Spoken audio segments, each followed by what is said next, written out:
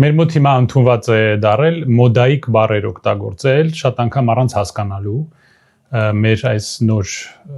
իշխանության եկած մարդիկ ասում են ինքնիշխանություն եւ սուվերենություն։ Եթե դուք ունեք ինտերնետ, համացանց կարող եք դուրս գալ։ Ես հրավիրում եմ գնալ ինտերնետ եւ նայել թե ինչ է նշանակում ինքնիշխանություն։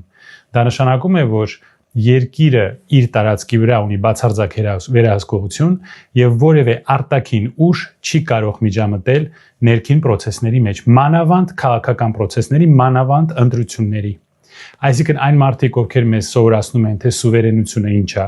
եւ դա ինչպես է կարելի բարձրացնել, նրանք իրենց այս արարքով դիմելով արտաքին ուժերին, որ նրանք միջամտեն մեր ներքին ընտրություններին, քաղաքական ընտրություններին, դա նշանակում է, որ նրանք խախտում են մեր սուվերենությունը։ Հիշեցնեմ ձեզ, որ 2016 թվականին, երբ ընտրություններ էին տեղի ունենում Միացյալ Նահանգներում, Տրամպը եւ Հիլարի Քլինտոնը իրար հետ մրցում էին։ Տրամպին մեղադրեցին եւ Ռուսաստանը մեղադրեցին, որ Ռուսաստանը խառնվեց Ամերիկայում տեղի ունեցող ընտրություններին։ Դա մի մեծ սկանդալ առաջացրեց, դա կոչվում էր Russiagate, եւ Տրամպին տարիներով մեղադրում են, որ Ռուսաստանը օգնեց իրեն, որ ինքը ընտրվի։ Այսինքն, երբ խոսքը գնում է առաջի կարգի երկրի մասին, հա, սպիտակ մարդու մասին, իրենց ընտրությունների մեջ խառնվել չի կարելի։ Երբ խոսքը գնում է մեր մասին, այսինքն 4-րդ Չ կլասի գաղութ, ոչ միայն կարելի է, այլ անհրաժեշտ է միջամտել մեր ընտրություններին, մանավանդ որ դիմում է մեր սեփական կառավարությունը, դիմում է, որ խախտվի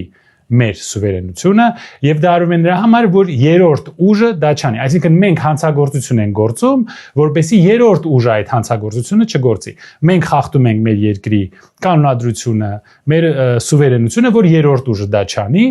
եւ ինչպես է դա արվելու, բոլորս հասկանում ենք։ Միլիոնավոր եվրոներ են բերվելու, այդ եվրոները տրվելու են այս վարձկաններին, մեդիա վարձկաններին, գրանտակերներին, նրանք շարունակելու են մեր գլուխը լվալ առավոտ երիգուն, մեզ բացատրելու ոչ մի վտանգ չկա, Հայաստանը պետք է կամաց ենթարկվի եւ ձուլվի Թուրքիային, Ադրբեջանին, ամեն ինչ լավ է, մեզ փող կտան, մեզ բեզվիզ կտան, նրանք կսկսեն բանտարկել բոլոր քաղաքական ընդդիմության ներկայացուցիչներին, կփակեն քաղաքական կուսակցություններ, կծեծեն, կջարդեն,